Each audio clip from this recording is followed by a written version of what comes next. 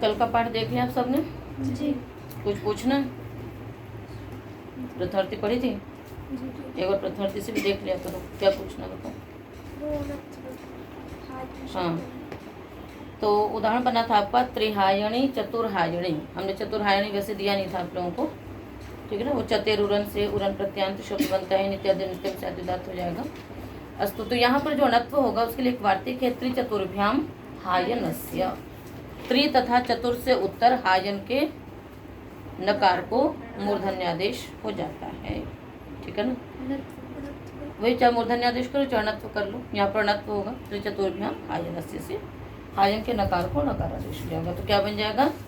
त्रिहायणी चतुर्हायणी। प्राप्ति क्यों नहीं थी? शर्तें तो सारी घटी रही थी। वो सूत्र करता है समान पद है, समान पद में, ठीक है। और उसके बाद यदि होता भी है समस्त पद में तो वो निश्चित निर्धारण किए गए हैं पूर्व पदार्थ संज्ञायाम इत्यादि सूत्रों से। तो यहाँ पर किसी से प्राप्त नहीं था, इसलिए और चले आगे। स्वर के सूत्र देखते हो आप लोग निकाल करके कि नहीं? जी। क्या देखते हैं? बहुरीय प्रकृति पूर्व पदम देखा, आया था ना उस दिन। और क्या क्या आया था? उदात्त स्वरित योर्यणः स्वरितोनुदात्तस्य, देखा था सूत्र निकाल करके? नहीं, क्योंकि अलग से कहा नहीं था। प्रथम वृत्ति नहीं है आप लोगों के पास, तो फिर क्यों नहीं देखा था निकाल के? जो भी सूत्र आ रहा है यहाँ पर हमने बता दिया, आपने विचार लिया, ठीक है। उसके बाद प्रथम वृत्ति में एक बार उन सूत्रों के अर्थों को निकाल करके अवश्य देखा करिए। आ रहा समझ में? चाहे वो किसी भी स्वर का हो, चाहे वो किसी भी सिद्धि का हो, जितने भी सूत्र लग रहे हैं आपकी सिद्धियों में, उनको बार बार जब आप निकाल करके देखेंगे प्रथम वृत्ति से, अष्टाध्यायी में भी सूत्र निकाल लिए तो आपको पता पड़ेगा 6 सूत्र यहीं पर है। तो एक तो आपको उसका स्थान निश्चित हो जाएगा, उसके बाद फिर अर्थ भी आपके मुख में बार बार चढ़ेगा। समुदाय में भी देख लीजिए, यदि समुदाय में नहीं भी हो रहा उतना तो अकेले अकेले अवश्य उसको दीजिए इस प्रकार से समय। आगे बढ़ते हैं हम लोग। स्त्री प्रत्यय का प्रकरण चल रहा है। कल तो ज्यादातर सूत्र थे आपके, है ना, पत्नी शब्द से थे, है ना, अंतर्वतनी, पतिवतनी, उसके बाद फिर पत्नी, वृद्ध पत्नी, स्थूल पत्नी, इस प्रकार के थे। आज भी स्त्री प्रत्यय के ही सूत्र हैं। पूत क्रतो रैच, पूत क्रतो हो षष्ठी का एक वचन, आई लुप्त प्रथमांत निर्देश, च अव्यपदम। बोली पदच्छेद विभक्ति एक बार। षष्ठी का एक वचन, ऐ लुप्त प्रथमांत निर्देश, च अव्यपदम। बहुत सीधा सीधा अर्थ है। केवल की वृत्ति आ रही है मुख्य रूप से, और अनुपसर्जनात् है ही। अनुपसर्जनात् स्त्रियाम प्रातिपदिकात् प्रत्यय परश्च, और ङीप की अनुवृत्ति है। जैसे पिछले सूत्रों का अर्थ कर रही थी वैसे ही करिए। नहीं, पूत क्रतु को यहाँ पर पहले पंचमी अंत बना लीजिए, फिर जब ऐकार अंतादेश करना होगा तो तत्संयोग कर लेंगे। तो अनुपसर्जनात् हाँ, पूत क्रतु नहीं, प्रातिपदिकात्। भ्याम क्यों हो रहा है?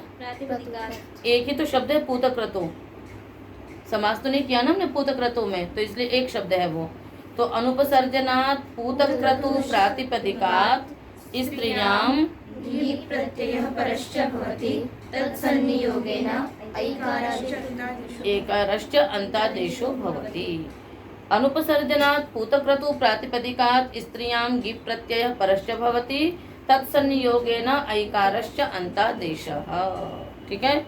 तो पूतक्रतोः स्त्री इति पूतक्रतायी, है ना। तो पूतक्रतु कौन है ना?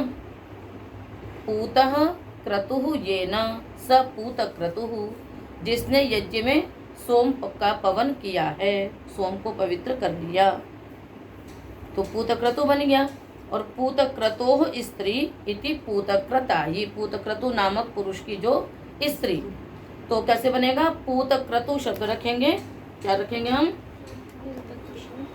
देखो, पूतक्रतु, ठीक है, आगे ङीप कर लेंगे, क्या कर लेंगे फिर? इसकी स्त्री, इस अर्थ में कहने में ङीप, ङीप का क्या बचेगा? ई। और जब ङीप होगा तो क्या हो जाएगा? आईकार अंतादेश हो जाएगा, तो ऊ के स्थान पे क्या हो जाएगा? ऊ के स्थान पे आई, ऊ के स्थान पे क्या हो जाएगा? आई। क्या बन गया? पूतक्रतई ई, फिर क्या लग जाएगा, एचो वाय से आदेश हो जाएगा, क्या बन जाएगा, पूतक्रताई। आया समझ में? तो पूतक्रतो स्त्री इति पूतक्रताई। अगला सूत्र, वृषाकप्यग्नि कुसित कुसीदानाम उदात्तः। वृषाकप्यग्नि कुसित कुसीदानाम षष्ठी का बहुवचन, उदात्तः प्रथमा का एक वचन। समास करेंगे, वृषाकपिश्च अग्निश्च कुसितश्च कुसीदश्च इति कुसीदाः तेषां कुसीदानाम। इतरेतर द्वंद्व समास हो गया। अर्थ करेंगे, अनुवृत्ति देखिए, पूतक्रत और रेचा से आई की अनुवृत्ति आ रही है, 38 तक जाएगी। कहाँ तक जाएगी? 38 तक। शेष ङीप अनुपसर्जनात् स्त्रियाम इत्यादि। अर्थ करो सूत्र का। वृषाकपि, अनुपसर्जन लगा लो पहले, अनुपसर्जनेभ्यः वृषाकपि अग्नि कुसित कुसीद इत्येतेभ्यः स्त्रियां ङीप् प्रत्ययः परश्च भवति, तत्संनियोगेन ऐकारश्च उदात्तः अन्तादेशो भवति। ऐकारश्च उदात्तः अन्तादेशो भवति। अनुपसर्जनेभ्यः वृषाकप्यादिभ्यः प्रातिपदिकेभ्यः स्त्रियां ङीप् प्रत्ययो भवति, तत्संनियोगेन ऐकारश्च अन्तादेशः स च उदात्तः भवति। ऐसे भी कर सकते हो।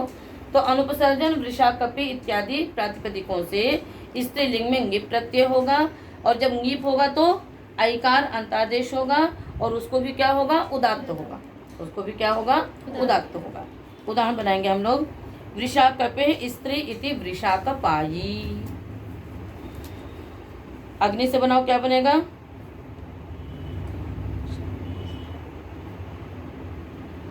अग्नायी, कुसितायी, कुसीदायी। वृषाकपि की स्त्री, अग्नि की स्त्री, कुसित की स्त्री और कुसीद की स्त्री। तो सिद्धियां सब एक ही जैसी होंगी। वृषाकपि शब्द है, वृषाकपि से आपने ङीप किया, ङीप का बचा ई, और कपि के ई को क्या कर दिया? ऐकार आदेश कर दिया, तो क्या बन गया? वृषाकपई। और जो कपई आदेश हुआ वो क्या हो गया? उदात्त हुआ। वो क्या हो गया? उदात्त हुआ। और शेष ये ङीप अनुदात्त था ही, ये सभी अनुदात्त हो गए। ठीक है। अब उसके बाद इसको क्या कर देंगे? आयादेश करेंगे। आयादेश करेंगे तो क्या बन जाएगा? वृषाकपाय ई, और उसी आई को तो आय हुआ इसलिए तो ई फिर स्वरित हो जाएगा। क्या बन जाएगा? स्वर क्या रहेगा? वृषाकपायी में ई स्वरित हो जाएगा। तो सभी में यही रहेगा, क्योंकि आई जो है वो उदात्त होगा, और जब वो उदात्त होगा तो उदात्त सूत्र अनुदात्त को स्वरित हो जाएगा। तो सर्वत्र इसी प्रकार से बनेगा, अग्नायी, कुसितायी और कुसीदायी। ठीक है। अगला सूत्र है मनोरौ वा। मनोह षष्ठी का एक वचन, औ लुप्त प्रथमांत निर्देश और वा अव्यय पदम। अनुवृत्ति और किस किस की आ रही देख लीजिए। हाँ,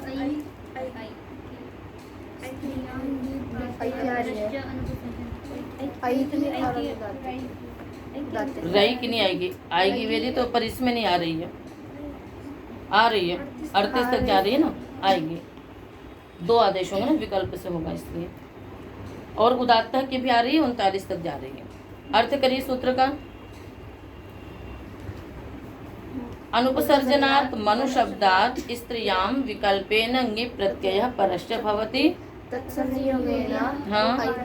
औकारश्च अन्तादेशो भवति, चकारात् ऐकारश्च अन्तादेशो भवति, स च उदात्तः। अनुपसर्जनात् मनु प्रातिपदिकात् स्त्रियां ङीप् प्रत्ययः विकल्पेन भवति, तत्संनियोगेन औकारश्च अन्तादेशो भवति, चकारात् ऐकारश्च अन्तादेशो भवति, स च उदात्तः। इस प्रकार से 3 रूप बनेंगे। अनुपसर्जन मनु प्रातिपदिक से स्त्रीलिंग में ङीप प्रत्यय विकल्प से होगा, तो एक बार ङीप होगा, एक बार नहीं होगा। और जब ङीप होगा उसमें भी एक बार औकार आदेश होगा और एक बार ऐकार आदेश भी होगा। ठीक है। तो मनोह स्त्री इति बने, क्या क्या बनेगा? मनावी, मनाई और मनु।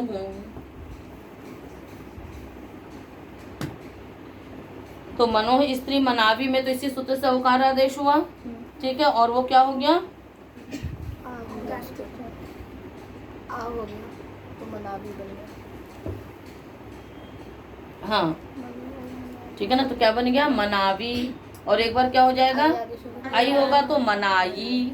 और एक बार जब गीप ही नहीं होगा तो क्या बनेगा? मनु। तो मनो स्त्री, मनावी, मनाई और मनु। और सभी में वो उदात्त होगा तो उदात्त से उत्तर अनुदात्त को स्वरित हो जाएगा। तो इस प्रकार से आपका ये शब्द बन जाएंगे। वर्णादनुदात्ता तो पदार्थो नः। पंचमी का एक वचन। जो मनु शब्द है ना, वस्तुतः ये सब जितने भी शब्द थे आदि उदात्त थे, आदि विशाखप इत्यादि भी और मनु शब्द भी। इसलिए इसको क्या किया गया? जो इसको आदेश किया गया ऐकार आदेश, उसी को उदात्त कर दिया, तो फिर वो अंतुदात्त बन गया। वर्णादनुदात्ता तो पदार्थो नः। वर्णात् पंचमी का एक वचन। अनुदात्तात् पंचमी का एक वचन। तो पदार्थ पंचमी का एक वचन। तः षष्ठी का एक वचन, नः प्रथमा का एक वचन। फिर से बोलिए। वर्णात् पंचमी का एक वचन। अनुदात्तात् पंचमी का एक वचन। तो पदार्थ पंचमी का एक वचन। तः षष्ठी का एक वचन। नः प्रथमा का एक वचन। हाँ, समास। तकारः उपधायाम यस्य स तोपधा तस्मात् तोपधात्। एक ही समास होगा, बाकी और कुछ नहीं होगा। अनुवृत्तियां हैं मनोरवा से वाकी, ठीक है, 39 तक यानी इसी सूत्र तक जाएगी। और उदात्ता की भी आएगी अनुवृत्ति, बस। और बाकी स्त्रीलिंग इत्यादि हैं। सूत्र का अर्थ करेंगे। वर्णवाचिनः, ठीक है ना, वर्ण, और इसमें अतः का भी अधिकार लग जाएगा। तो वर्णवाचिनः अदन्तात् अनुपसर्जनात् अनुदात्तान्तात् तोपधात् प्रातिपदिकात्। कितने सारी पंचमी है देख लो। अनुपसर्जनात्, अतः, वर्णात्, अनुदात्तात्, तोपधात्। सबको एक क्रम से बैठाइए।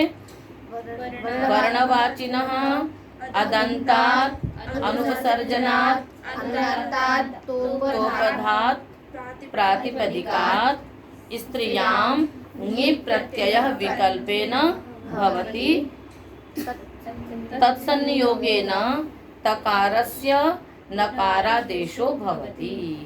ठीक है। वर्णवाची अनुपसर्जन अदंत तकारोपध अनुदात्त प्रातिपदिक से, किससे होगा? अनुदात्त प्रातिपदिक। अनुदात्त यानी अनुदात्तांत होना चाहिए वो, तो अनुदात्तांत प्रातिपदिक से स्त्रीलिंग में ङिप् प्रत्यय होगा। और जब ङिप् प्रत्यय होगा तो तकार को नकारादेश भी हो जाएगा। ठीक है। उदाहरण बनाएंगे हम लोग। जैसे एक शब्द है वर्णवाची का मतलब क्या है? जो रंग। वर्णवाची सब वो ब्राह्मण क्षत्रिय वैश्य शूद्र मत ले लेना। वर्णवाची से क्या लेना आपको? जैसे हरित, रक्त, है ना, श्वेत, ये सब शब्द हैं। वर्णवाची जैसे नील शब्द है तो वो तकारांत नहीं है, इसलिए उसको नहीं लेंगे। तो उदाहरण बनेंगे एनी एता, श्येनी श्येता, हरिणी हरिता।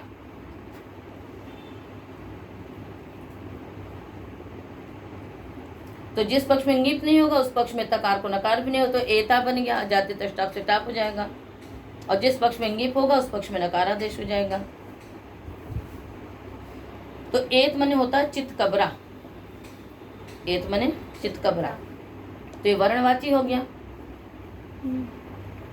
इसी प्रकार से श्वेत, है ना, श्वेत शब्द भी होता है। श्वेत मने सफेद और श्वेत मने भी सफेद, है ना। तो प्रयोग में ज्यादा प्रचलन में जो संस्कृत शब्दों में आएगा तो वहाँ पर श्येनी श्येता प्रयोग करते हैं। और हरिणी हरिता, हरित मतलब हरा, जानते हैं आप लोग। तो ये जितने भी शब्द हैं आपके, है ना, जितने भी तकारांत वर्णवाची शब्द हैं, फिर सूत्र है एक वर्णानाम तणति नितांतानाम। क्या है सूत्र? वर्णानाम तणति नितांतानाम।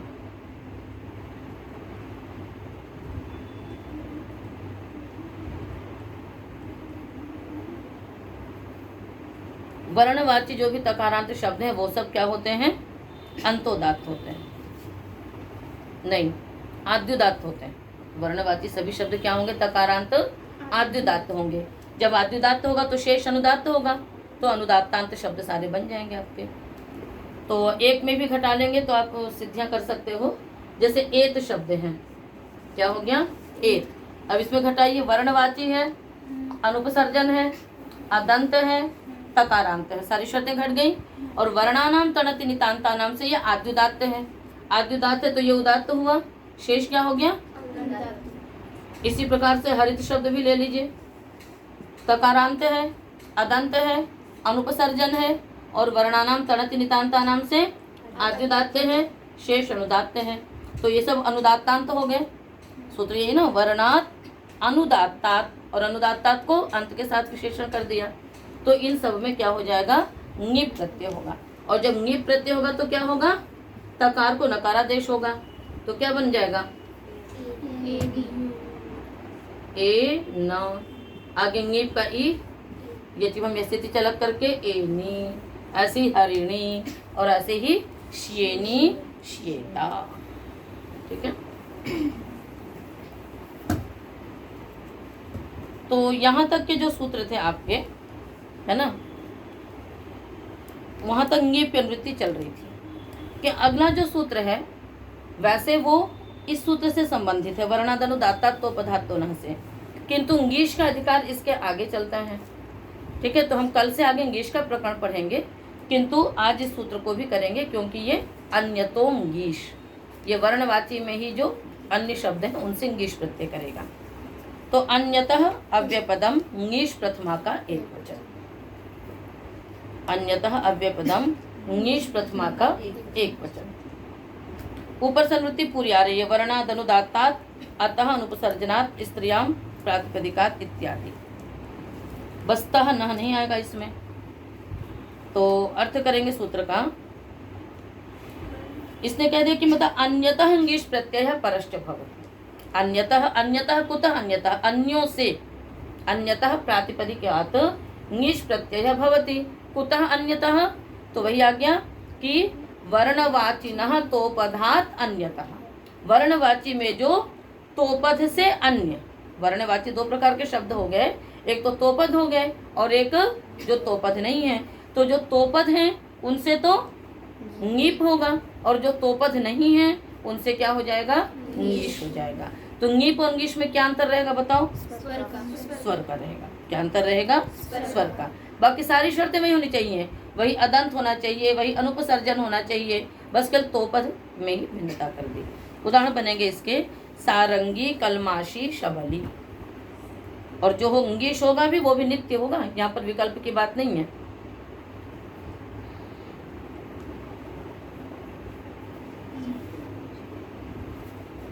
तो अदंत अनुपसर्जन तो मिलने ही थे आपको सारे, मुख्यता यहाँ पर तोपद की दिखा दी।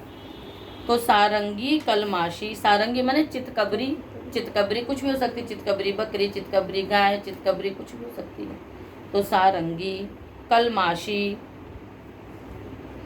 कलमाश मतलब ही चितकबरा होता है, किंतु चितकबरापन दो तरह का होता है, एक भूरा लाल और सफेद लेके होता है, एक काला सफेद लेके होता है। तो जो काला सफेद लेके होता है उसको कलमाश कहते हैं और जो भूरा सफेद लेके होता है उसको सारंगी कहते हैं। तो सारंगी, कलमाशी और शबली, शबली भी वही वाली है, कौन सी? भूरा इत्यादि को लेकर के, बस काले के लिए कलमाशी प्रयोग करते हैं। तो सिद्धियों में तो कुछ विशेष नहीं है। शबल, आगिंगीश, बस स्वर में अंतर रहेगा केवल। ये जो हम स्थिति उसी प्रकार से लग करके बन जाएगा। तो ये आपका ङीप का प्रकरण जो था वो समाप्त हुआ। अब इसी ङीश की अनुवृत्ति शिद गौरा दिभ्यष्ट से जाएगी और ङीश का सबसे मुख्य सूत्र जो है वो शिद गौरा दिभ्यष्ट है। ठीक है ना। जैसे टाप का सूत्र जाद्यता टाप हो गया, ङीप का सूत्र ऋण्यभ्यों इत्यादि हो गए, और ङीश का हो गया शिद गौरा दिभ्यष्ट, और ङीन का हो गया शार्ंगरवाद्य योंगीन। तो ऐसे मुख्य मुख्य जो सूत्र हैं वो आपको याद में रखने चाहिए। तो आज इतना ही पाठ करेंगे, शेष कल से नया प्रकरण।